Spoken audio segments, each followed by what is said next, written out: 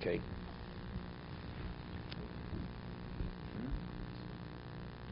Well, there's a story, David, they tell over. Mr. Glick will appreciate this. There was a Rosh Yeshiva in Torvadas. His name was Shlomo Hyman. Shlomo Hyman. He originally was the Rosh Yeshiva in Vilna of Reb Chaim Moses Yeshiva.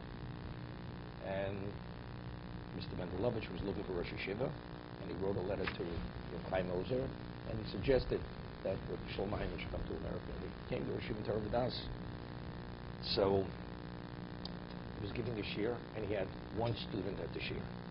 One student. And he said the shiur like he was saying it to 500 students. So the student says to the Rebbe, to Reb Shlomo Hyman, he says, Rebbe, you don't have to put all your effort into it. And you could, say a lesser shiur. I'm only one person. To be 500 people there, you have to create an atmosphere. You have to present it in a broader way, but I'm only one person.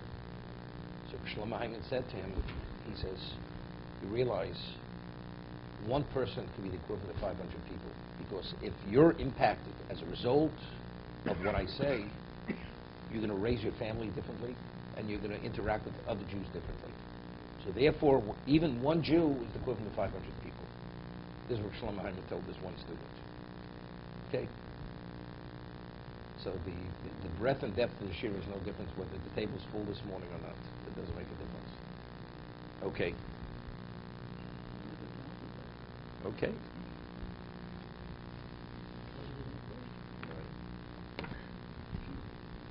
I want you to know the story. That's why we said it.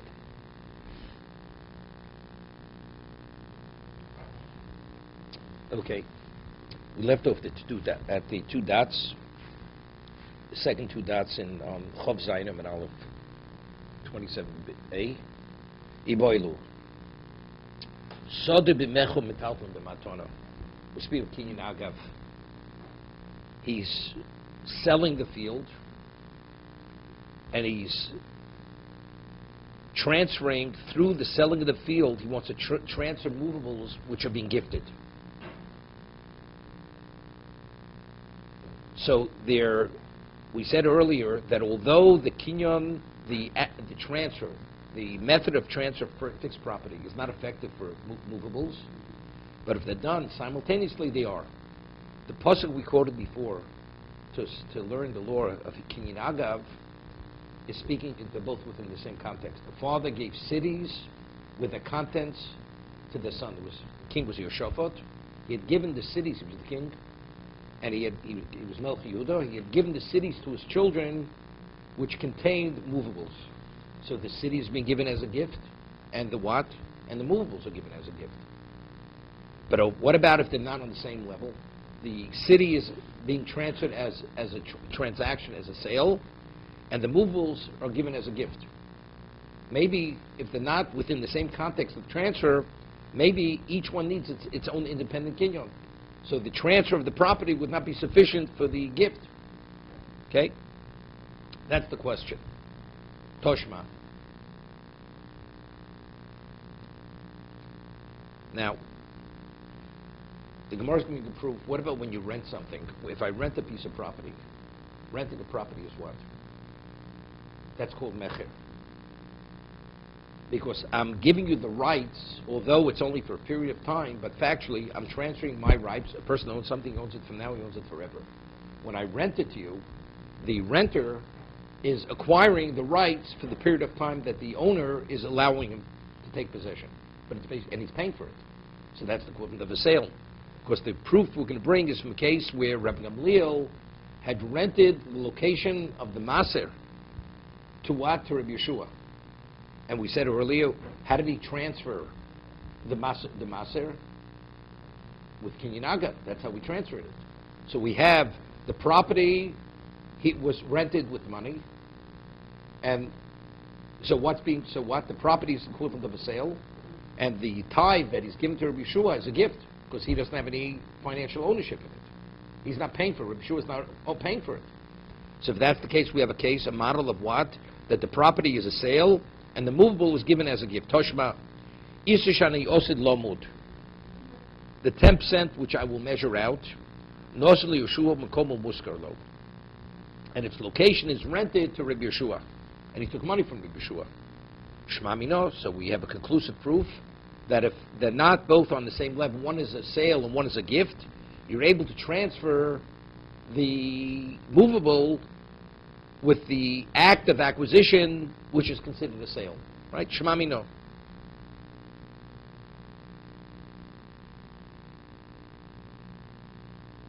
But let's get back to the original discussion. The Gemara cited the Bryce before. What's a proof to Kinyan Agav? We discussed Svurin, not Svurin. Does the movables that have to be transferred, they have to be contained within the property, don't they have to be contained within the property, correct?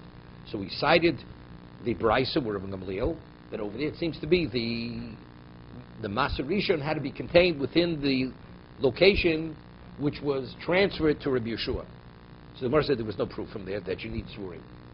But again, when Rabbi Gamliel was a Yisrael, he has an obligation to tithe it and then give the tithe to the Levi. What is he giving to the Levi? Does he have any financial ownership in the Maser? Torah says you have a right to choose which Levi you want to give it to. So what is he actually transferring to him? Okay, so that's what I want to. We just began discussing this. There's a discussion whether Tovas Hano Momon or Tovas Eino Momon. That the Torah gives the one who owns the Maser the right to choose which Levi. That right, that he has a right to choose which Levi, which Kohen. Does that mean he has a financial intrinsic ownership regarding distribution rights? That's an ownership to choose which Kohen. That right, is that a financial right? Or that's just a right that you have a right to choose? Is it called Momon or is it not Momon? So if you say it's an ownership, so therefore, as I transfer anything I own, I transfer it with an active transfer, with an instrument of transfer. So I transfer the Maser also. As I transfer the property which I own, there you actually own the property to rent it. I'm able to transfer the Maser because I also have an ownership. It's called Momon. The right to give it to who I choose, that's a financial right. That's a financial ownership. But if we say Tovas Hano is Eino Momon, although you have a right, but it's not quantified in a monetary context, then it has no relevance to a kinyon. How do you transfer something? You give it, but it's not a transfer. Instrument of transfer has to do with what you own. And that's what the Gemara discusses above Mitzvah. The Gemara above Mitzvah cites the same story of Rabbi Gamliel. There's an argument in the Gemara over there. The story of Rabbi Gamliel, was it a kinyan chotzer or was it a kinyan agav? You have a question? The Gemara over there speaks about chotzer mishtameres, that the only time one's domain acquires for him is only if the domain is a protected domain. So Gemara cites the story with Rabbi Gamliel.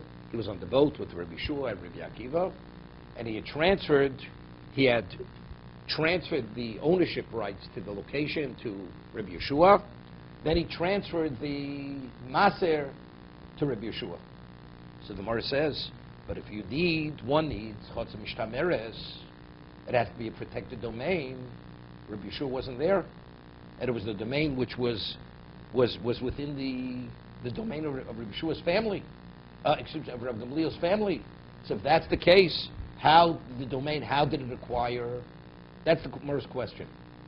On the opinion that says you need Chotzer Mishtameres. Gemara says like this.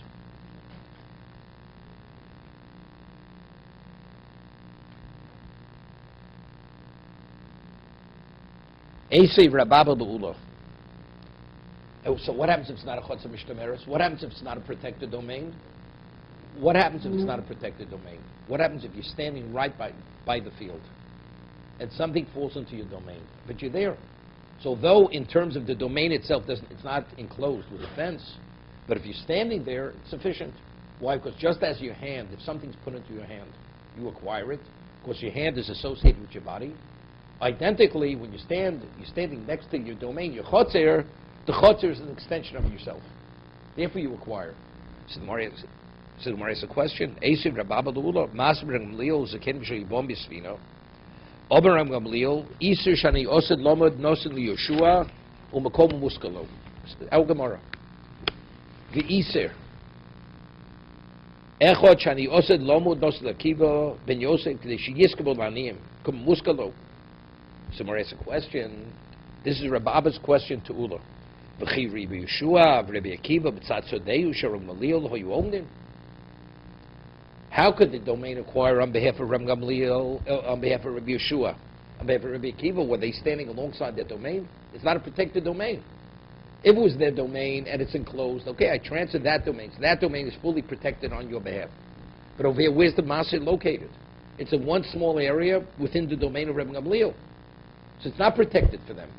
So if that's the case, how does the domain acquire as chotzer? That's the question Rabbi Abba asked the Ula. Omar lei. So how does Ula answer? David, you like this answer? He says, Domi hay Rabbona kidlo gamri inchi shmaitza. He says, he said it in a nice way. He says, this rabbi seems to be as if he never studied before. It's such a baseless question. Meaning you misunderstood the whole discussion, you misunderstood it. Ki osla surah, Omar luhu, hochi amarula, hochi isvi, say, Omar lehu mirabonon, hahum mirabonon Rab Gamliel, metaltal agim mekarkoi, hichnun lehem. He's asking, we see over there, that an unprotected domain is able to acquire. Of course, Rabbi Yeshua and Rabbi Akiva were on the boat, they weren't there, and they weren't standing alongside the domain. He misunderstands everything. Over there was a kinyan agav. It was not a kinyan chotzer. So the question is a baseless question. Kinyan agav, it's not an acquisition of domain. The act of transfer, the instrument of transfer, I transfer the property, I'm transferring the movable. But it's not, it has nothing to do with kinyan chotzer. So the question is a baseless question. That's what he said. It's as if you've never studied before to ask such a question. Okay? This is what Ula answered at Rababa. So now the Gemara has a question. So Gemara says, Reb Zera kiblo, Rababa lo kiblo. Reb Zera accepted the answer. That it's not kinyan chotzer, but it's kinyan agav. But Rababu asked the question as much as he was insulted, saying, you missed the boat, you missed the point. He didn't readily accept this answer. That the kinyan that he had transferred, the meiser, or the meiser rishon, or the meiser oni, was kinyan agav. He understood it to be a kinyan chotzer. Omar Rava, shab oved lo kiblo. Rababa, that he rejected this understanding, he was in the right. Shab oved, that he didn't accept it. Here's a good question. If in fact it was a kinyan agav, he should have transferred the masu to kinyan chalipin. What do you have to? It says that Rabbi Shua had to give him some money to acquire the location, Rabbi Kiva, and then he transferred the maser sheni, the maser oni or the maser. You mean to say what? They had a garment. Rabbi Gamliel should have taken off. Rabbi Yeshua or Rabbi Kiva should have given his garment to Rabbi Gamliel, and they should have transferred the maser. When Rabbi Gamliel receives the garment, he transfers the maser to Rabbi Yeshua, and the maser only to Rabbi Akiva. What did he have to pay?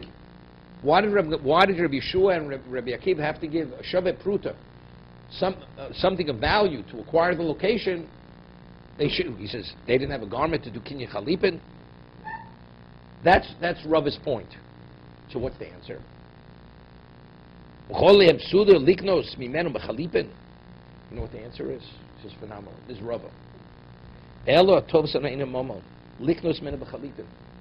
You can only transfer something with an instrument of transfer if you have a monetary intrinsic ownership. But if we say the right to give the tithe, you have no monetary ownership. The concept of transfer of instrument transfers to transfer ownership, but it's not quantified as ownership.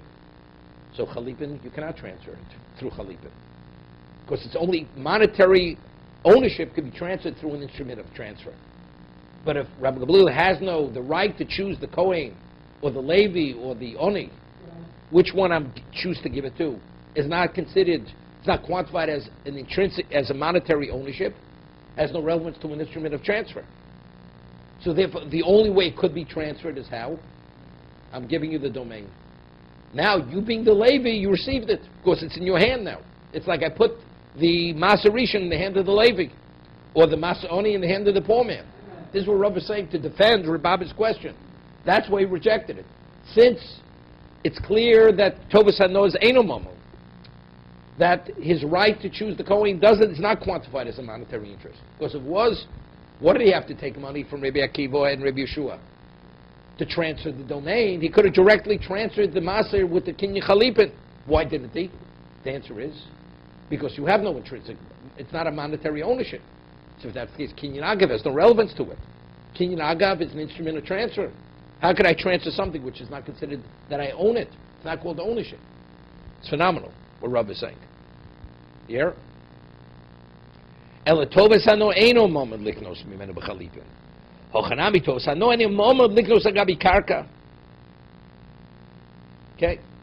so seemingly Rav is bringing a conclusive proof from the story that Tovas Hano is Eino Momod. Factually, we rule Tovas Hano is Eino Momod. It's not. So this was Lohi. No. The Gemara now says there's no proof. There's no proof. I'll tell you, Tovas Hano is Momod. So if that's the case, how do we respond to Rabbi's question? He should use Kinyan Chalipin. Why do you have to take money from Rabbi Akiva and Rabbi Yeshua to first transfer the property and then transfer the tithes? He should have directly transferred the tithes with Kinyan Chalipin. If the right to choose the Levi or the poor man is considered a monetary ownership. So he says, Matonis kuna nesinik sibu. It says you must give it to the Kohen. Give means you must put it in his hand. So if a chotzer has the status of a yad, it's not transfer of ownership. You must put it in his hand. Nesina. What's giving? Okay? Nesik sibu chalipin derech mekach memkar. Here he says something else. He says chalipin. That's the way you transact ownership. That's mekach memkar. That's the way. Metaltlin agav karka nesina alimti. When you give property, person, you acquire property. Chalipin is bartering. That's called a barter. Something's called giving. One's called giving and one's called bartering. Bartering is not called giving. As a result of that, meaning one is an acquisition. What is the concept? You give me this, it's an exchange. But it's not I'm giving it to you. It's only because you gave me, I give you. When you give me money, it's not an exchange. It's an act of acquisition. That's called Nesina. I'm not getting into why, but that's called Nesina. So the conclusion of the Gemara is, the Gemara rejects Rava. It's no proof. Chalipin was not used because it's derech mekach memkar. It's called bartering. It's lacking in when the Torah says you should give it to the Levi or give it to the Kohen. Therefore, the only way it's considered giving, he had to use Kinyan Agav. Agav. So therefore, the question was not the question. Right? That was the question. The question was, it's not a chotza mishtameres. It's not a protected domain. The answer is, the transfer had nothing to do with Kinyan Chotzer. It was Kinyan Agav. That the method of transfer of the property also transferred the metaltlin. How? Because Tovas Hano Momod. Because the right to choose the Kohen or the Levi or the Yoni, that is a monetary right. So it's a monetary right. It has relevance to what? To the instrument of transferring anything which is of monetary value.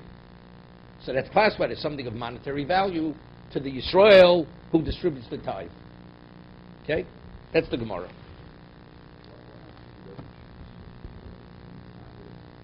He has an obligation. He says, let any Levi want to come, let him take it. That's your choice, but that's your choice. That's excellent. Nobody has a right until you make that statement. Okay?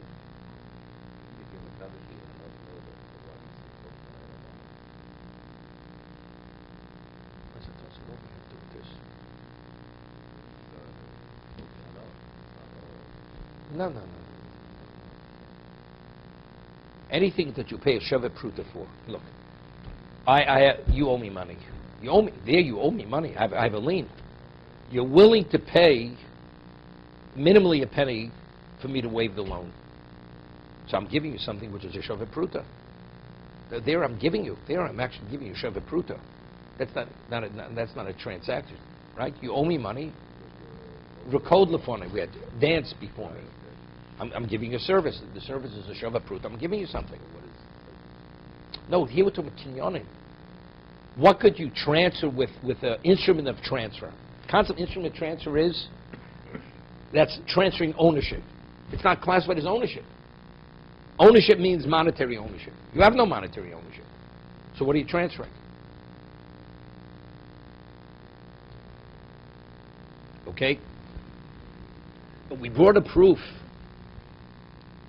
So according to the Gemara is bringing a proof from the story of Rabbi Gamliel and Rabbi Yeshua that you could transfer a gift, you could have a mecher and a gift. The property is classified as mecher. You rented the property, and with taking the money for the property, I'm transferring the tithe, the maserishan and the maisoni. What does that say? So Al Gemara clearly is going according to the position that what Tovas is momon, right? Because if Tovas is lav momon, the only way to understand it is kinyi chotzer. There's no other way. Okay. Iboilu, a new question.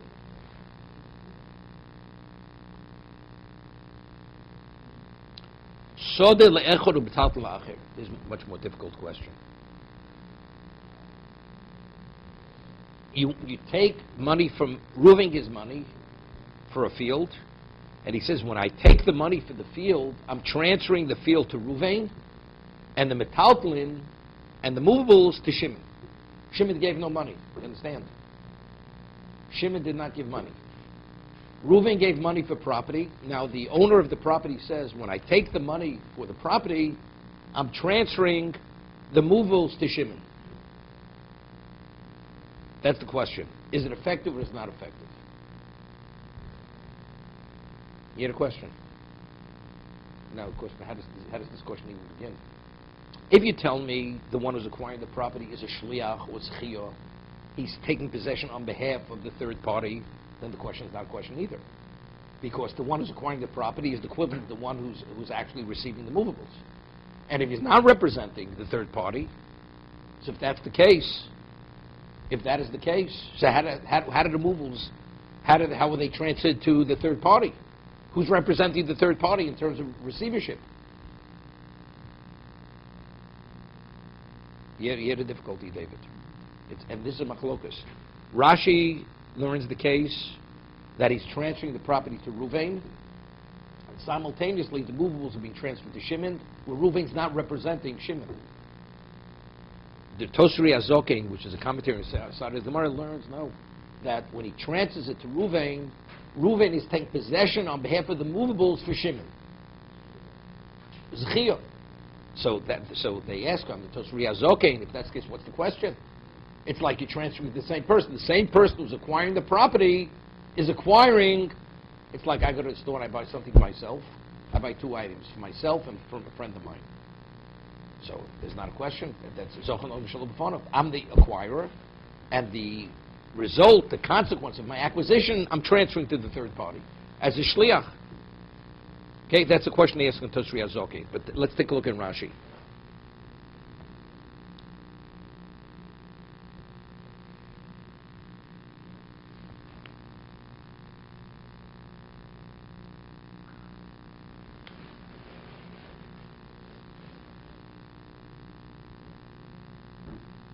Muskar. So let's see the Gemara's answer.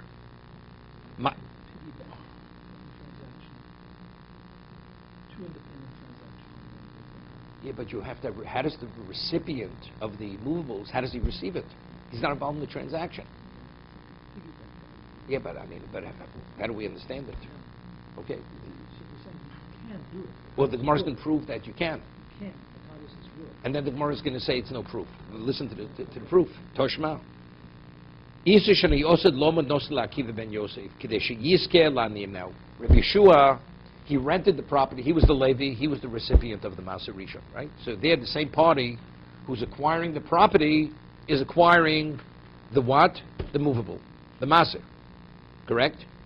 But what's the story of Rabbi Akiva? Rabbi Akiva is renting the property, giving a Shabbat Pruta for the property, and when Rabbi Gamliel transfers the property to Rabbi Akiva, the Masa Oni is being transferred to the Aniyim. So we have two parties here. You have Rabbi Akiva and you have the poor. Okay? So the location is rented to Rabbi Akiva and the movables are transferred to the Aniyim. So what do we see? So we have two parties involved. Now, let's understand, but what exactly are the mechanics of this? The third party is not involved. How by transferring the property to Ruvain, and they're movable simultaneously, I'm able to transfer removables to Shimon. Without Shimon, no, without Ruvain representing Shimon, and without Shimon being involved in the transaction whatsoever. Because I said so. You have to have a second party to be the recipient.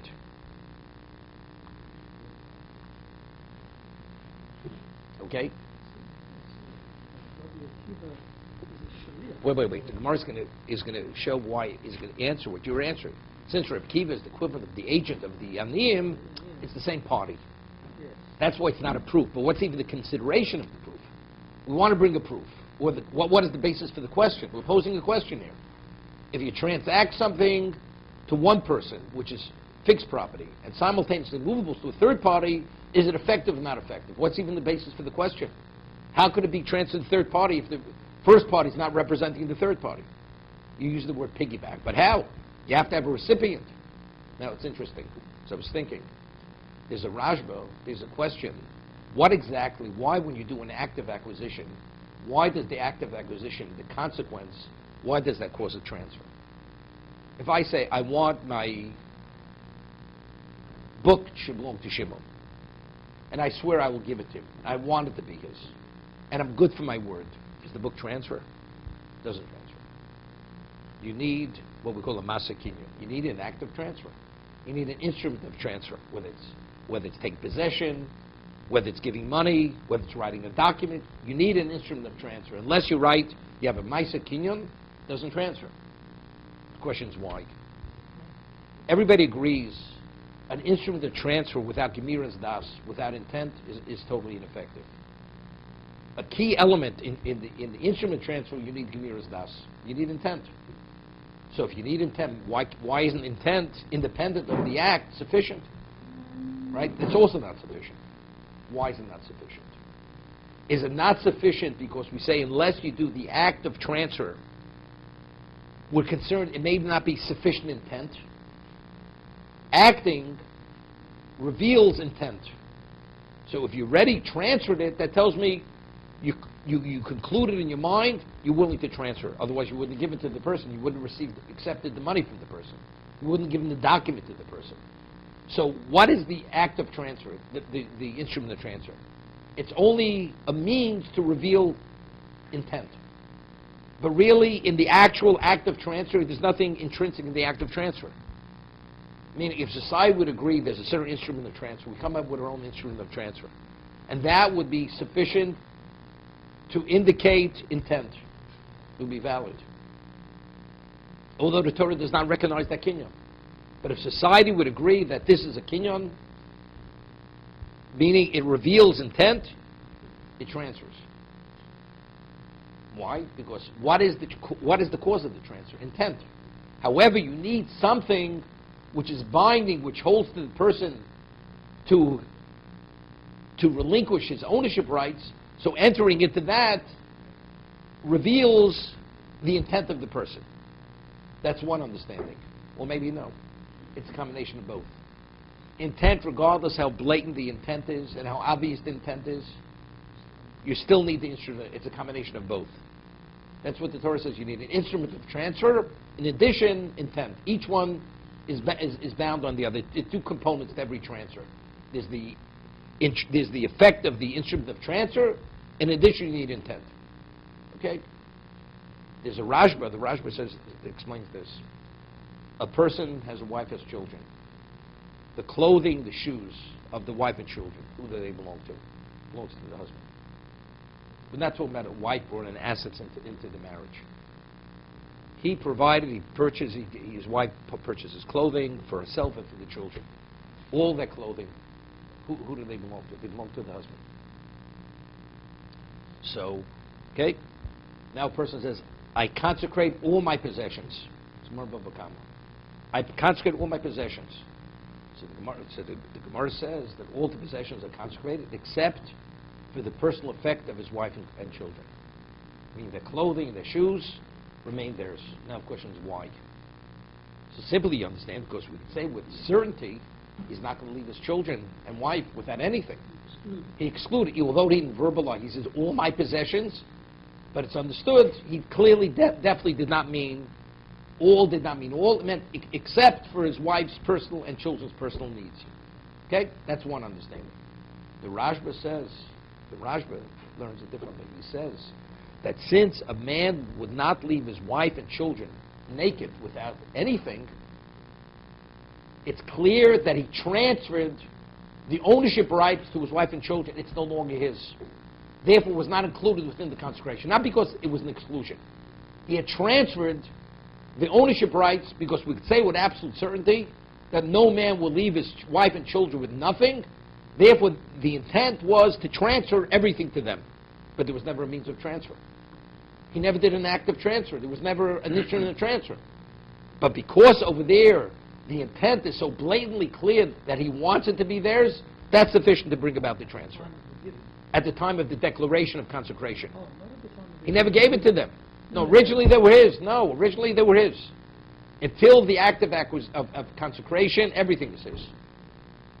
But when he said he's consecrating, at that moment, he transferred everything to be theirs, because he will not leave his wife and children without anything. So the intent is clearly he wants it to be theirs a moment before the consecration. A man gives a beautiful ring, diamond ring, to his wife. We say it still belongs to him. So it could be with a gift. That's a personal gift.